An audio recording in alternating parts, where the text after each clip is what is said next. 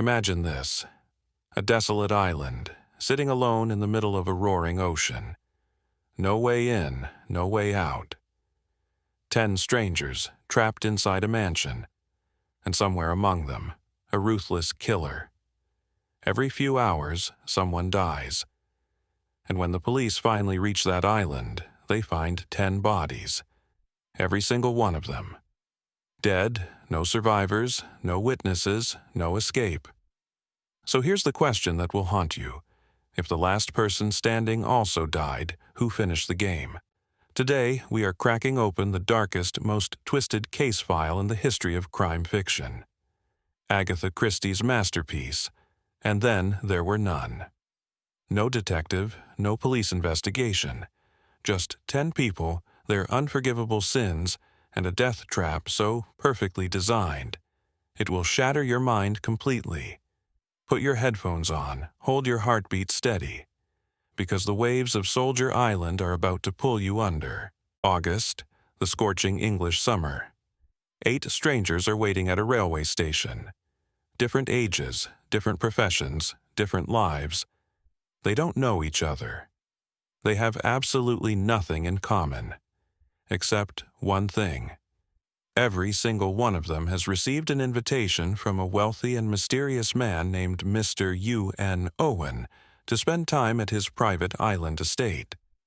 The island was called Soldier Island, a massive rock rising out of the sea, surrounded for miles by nothing but deep, dark, merciless ocean water. After a long train journey and a small boat ride, the 8 guests arrive at the island. The boatman, Fred, drops them off at the rocky shore and turns back. They are completely alone now. At the mansion, 2 people greet them, Mr. Rogers, the butler, and Mrs. Rogers, the cook. 10 people total inside one mansion on one island.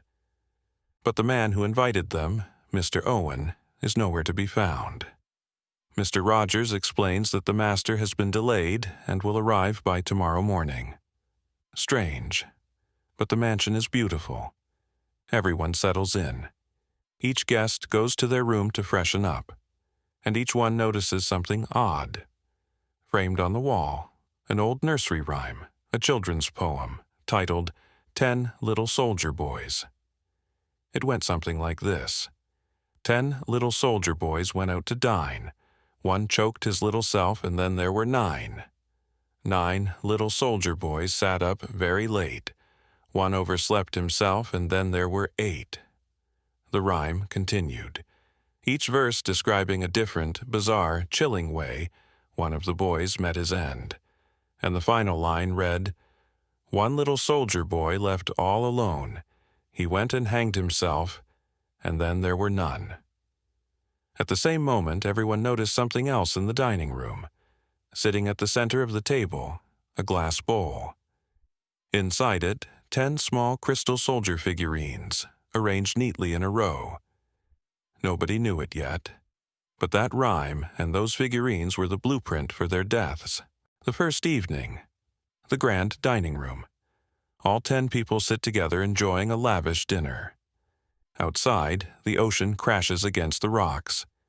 Inside, cigar smoke and wine glasses fill the warm air. The mood is almost pleasant. Then, at exactly 9:15, a strange, cold, mechanical voice tears through the silence. Not a human voice. It was coming from a gramophone record in the next room, which Mr. Rogers had been instructed to play by his master's letter. The voice says, "Ladies and gentlemen, your attention please. You are all accused of murder." The room goes dead silent. Wine glasses freeze midair. One by one, the voice calls out every single person's name, and then, in precise, brutal detail, it exposes the darkest secret each of them has been hiding, the crimes that the law could never prove, the sins they thought they had buried forever. "Dr. Armstrong," the voice announces, "you are a successful physician. You are also a drunk. In a state of heavy intoxication, you performed surgery on a woman. Your trembling hands killed her on the operating table." The doctor's face drains of color. Emily Brent. You threw your pregnant, unmarried housemaid out onto the street in the middle of the night. Destroyed by shame and fear, that poor girl drowned herself in the river. Her blood is on your hands. General MacArthur. You discovered that your wife was having an affair with your junior officer, Arthur Richmond. So you quietly sent that officer to a battlefield from which no man could return alive. You committed a cold, calculated murder. Vera Claythorne. You were the caretaker of a young boy named Cyril. You wanted to marry your lover and inherit his fortune. So you deliberately allowed that little boy to swim into dangerous waters, and you watched him drown. Philip Lombard. In the jungles of Africa, you abandoned 21 innocent tribal men in the wilderness, stealing their food supply for your own survival. You left them to starve to death. William Blore. You were a police inspector. For money and a promotion, you gave false testimony in court against an innocent man. He was sentenced to life imprisonment and died there, slowly, in agony. Anthony Marston. You ran down 2 small children with your speeding car. You killed them, and you felt absolutely nothing. Mr. and Mrs. Rogers. You both allowed your elderly employer to die by deliberately withholding her medication so that you could inherit her estate. And finally, Justice Wargrave. You used the power of your courtroom to send a man to the gallows, not for justice, for personal revenge. The voice ends with a cold, chilling warning. You have all escaped human justice, but you will not escape mine. You are all murderers, and every single one of you will be punished. Mrs. Rogers faints and crashes to the floor. The room erupts into chaos, sweating, screaming, denying. It's all lies. It was an accident. I had no choice.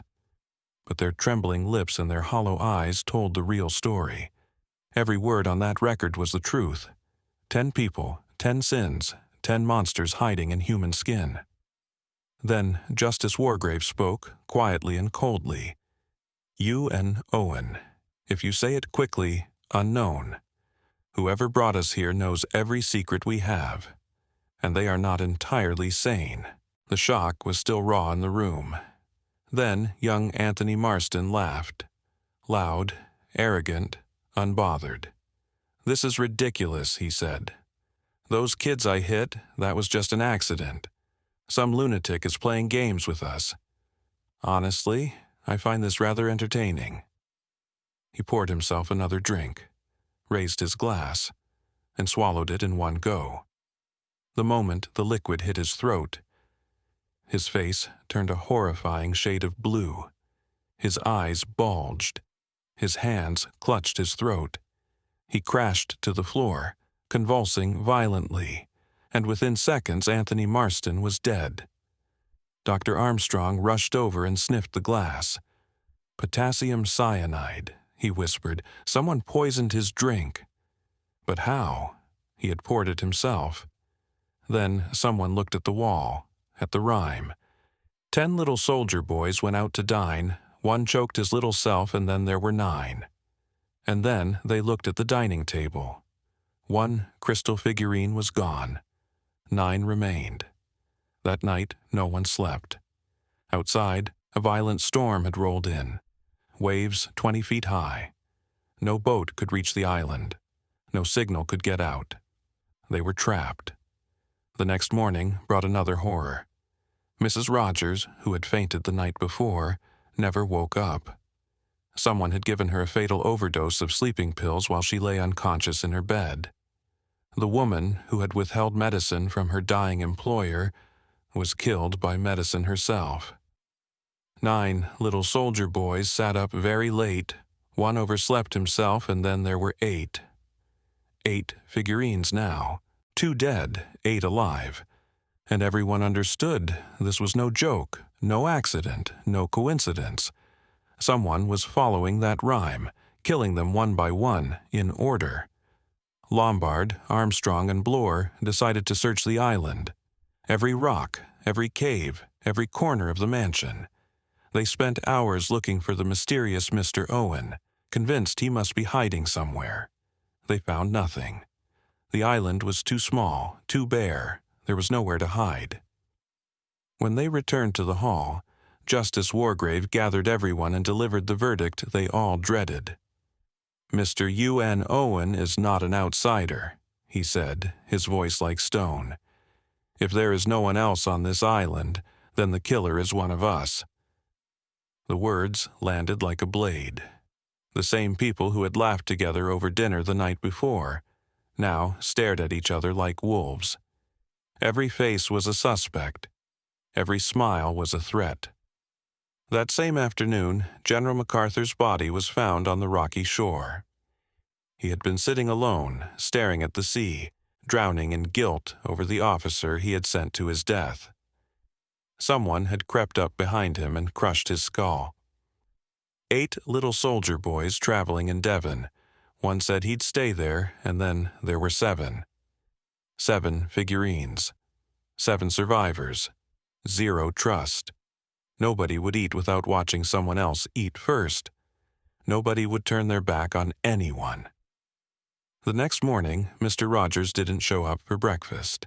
They found him in the woodshed, a heavy axe buried deep into his skull, splitting it open. 7 little soldier boys chopping up sticks. One chopped himself in halves, and then there were 6. 6 figurines. Hours later, Emily Brent found dead in her chair in the dining room, a tiny red mark on her neck, a syringe of cyanide injected directly into her throat, a bee buzzing lazily around the room. The cold, righteous woman who had driven her housemaid to suicide, killed by a sting she never saw coming. 6 little soldier boys playing with a hive. A bumblebee stung one, and then there were 5. 5 remained: Justice Wargrave, Dr. Armstrong, Lombard, Bloor, and Vera Claythorne. They decided they would not separate, not even for a moment. But that evening, Vera went to her room alone to grab something. The room was dark. Something cold, wet, slimy, touched her neck, like the icy fingers of a drowned child reaching up from the deep. She screamed with everything she had. The 4 men downstairs bolted up the stairs and burst into her room. Lombard shone his torch around. Hanging from the ceiling hook, a clump of wet seaweed, swaying gently in the draft. "It's a trick," Lombard said. "The killer wanted us up here, away from downstairs." They looked at each other. "Where is Wargrave?"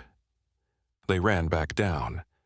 Justice Wargrave was sitting in his armchair, perfectly still, draped in a red velvet curtain like a courtroom robe. A gray wig balanced on his head, a bullet hole dead center of his forehead, blood running slowly down his face. Dr. Armstrong checked his pulse. "He's dead." 4 figurines left. 4 people. 1 killer among them. That night, all 4 locked themselves in their rooms. Lombard slid his revolver under his pillow. In the dead silence of the storm, Vera heard footsteps outside her door. Bloor heard them too. He stepped out. The front door of the mansion was open. They woke Lombard and Vera. The 3 of them stood together in the hallway. Dr. Armstrong's room, empty, door wide open. Lombard reached under his pillow. His revolver was gone too. Bloor and Lombard searched the island in the howling wind. Armstrong was nowhere. 3 figurines on the table now. The next morning the storm eased slightly. Bloor, exhausted, starving, irritable, decided to go inside alone to get food. Vera and Lombard waited outside. Then, a tremendous crash from above. They ran to the mansion. Bloor lay on the ground, skull completely crushed. Someone had dropped an enormous marble bear statue from an upstairs window directly onto his head. 4 little soldier boys going out to sea. A red herring swallowed one, and then there were 3. Wait, that wasn't right. Lombard laughed wildly. Armstrong is the killer. He's hiding inside the mansion. But then Vera grabbed his arm and pointed toward the sea. Something pale was caught between the rocks. Waterlogged clothes, a body. Dr. Armstrong, already dead, pushed off a cliff into the ocean the night before. 3 little soldier boys walking in the zoo. A big bear hugged one, and then there were 2. 2 people left on Soldier Island. Philip Lombard and Vera Claythorne. The man who abandoned 21 people to die in the jungle. And the woman who watched a little boy drown. Lombard's eyes had gone feral. Armstrong is dead. Wargrave is dead. The killer is one of us, Vera. And it isn't me. He slowly pulled the revolver from his pocket, then realized it had been returned to him while he wasn't looking. Vera's mind was racing. She had one chance. Lombard, Armstrong's body is still in the water. We can't just leave him there. Help me pull him out. Lombard bent down toward the water. In that single moment, Vera snatched the revolver from his pocket and stepped back. Lombard spun around. He saw the gun in her hand. He lunged. Bang, bang, 2 bullets, straight through his chest. Lombard hit the ground, coughing blood, and went still. 2 little soldier boys sitting in the sun, one got frizzled up, and then there was one. Vera Claythorne, the last one standing. She had killed the killer. She had survived. She walked back into the mansion, almost laughing. She went to the dining table. 3 figurines remained. She picked up 2 and smashed them on the floor. 1 little soldier left. She climbed the stairs to her room, exhausted. Her mind was filling now with the image of little Cyril, his small arms flailing in the dark water, calling her name. She opened her bedroom door, and the revolver slipped from her fingers.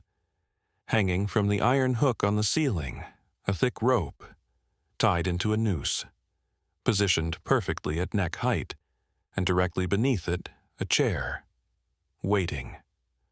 Vera looked at the wall, at the final line of the rhyme. 1 little soldier boy left all alone. He went and hanged himself, and then there were none. Her mind was gone. The guilt, the silence, the weight of that little boy she had let die, it crushed her completely. As if in a trance, she climbed onto the chair, slipped the noose around her neck, and kicked the chair away. Silence. The island had no more heartbeats. 10 people came, 10 bodies remained. Days later, when the storm finally broke, the London police arrived at Soldier Island. What they found made hardened detectives go pale. 10 corpses, scattered across the mansion and the shore. But the case made absolutely no sense. Vera was the last to die. She hanged herself. But after you hang yourself, the chair falls away beneath your feet. So, who put the chair neatly back against the wall? Lombard was shot by Vera. But Vera's body had no revolver near it. The gun was found in a completely different room down the hall. Who moved it? The case was declared impossible, unsolvable, a crime that defied every law of logic. Until, months later, a fisherman pulled his nets in from the sea and found something strange caught inside them. A glass bottle, sealed tight. Inside, several folded pages of a handwritten letter. The letter was written by the killer, and the killer was none other than Justice Lawrence Wargrave, the old judge, the man with the bullet hole in his forehead, the man everyone watched die. In his letter, Wargrave explained everything. He had been born with 2 obsessions that had defined his entire life: an absolute passion for justice and a fascination with watching people die. For decades, he had channeled the first obsession through the law. But the law had limits. The law let guilty people walk free. Then he received a terminal diagnosis. Cancer, months to live. He made a decision. Before he died, he would commit the perfect crime. He would punish 10 killers that the law had failed to touch, and he would do it in a way that could never be solved. He had spent years quietly researching, tracking down people whose hidden guilt he was certain of, people who had killed and walked free. He bought Soldier Island under a false name. He wrote the invitations. He recorded the gramophone. He placed the figurines. He hung the rhyme in every room. And then he played his masterstroke. He identified the weakest mind among the remaining survivors, Dr. Armstrong, a man already drowning in guilt and paranoia. Wargrave took Armstrong aside secretly and convinced him to help. "Doctor, I need you to fake my death. We'll stage it together. Once the others think I'm dead, the real killer will relax and I can catch them." Armstrong believed him. That evening, when Vera screamed about the seaweed and everyone rushed upstairs, Armstrong quickly smeared red theatrical dye on Wargrave's forehead in the hall below. Wargrave slumped in his chair. Armstrong declared him dead. Everyone believed it. That night, Wargrave, very much alive, crept out and lured Armstrong to the cliffs, and pushed him into the sea. The next morning, the same dead judge dropped the marble bear from the window onto Bloor. After Vera hanged herself, Wargrave came out from his hiding place. He straightened the chair. He picked up the revolver and placed it in another room. And then he went back to his bed. He loaded the revolver one final time. He rigged a long rubber band, one end tied to his glasses, the other looped around the door handle with the gun balanced in between. He lay down. He pressed the barrel to his own forehead, to the exact spot where the fake dye had been, and he pulled the trigger. The recoil snapped the rubber band. The revolver flew across the room and out through the door, landing in the hallway. When police arrived, a man with a gunshot wound in a locked room, no weapon in sight. The perfect murder, committed by the victim, on himself. Justice Wargrave died exactly as he had lived, in total, absolute control. And that was Agatha Christie's most chilling masterpiece. 10 sinners, 10 punishments. One genius madman who built a machine of death so precise it ran perfectly even after he was gone. But here's the question I want to leave you with. Was Justice Wargrave a monster who played God and decided who deserved to live? Or was he the only one willing to do what the law refused to? That answer is yours to decide. If this story rewired your brain a little, hit like right now, and subscribe to Detective Diaries for more cases that will keep you up at night. I'll see you in the next mystery. Until then, stay sharp, stay suspicious, and trust no one.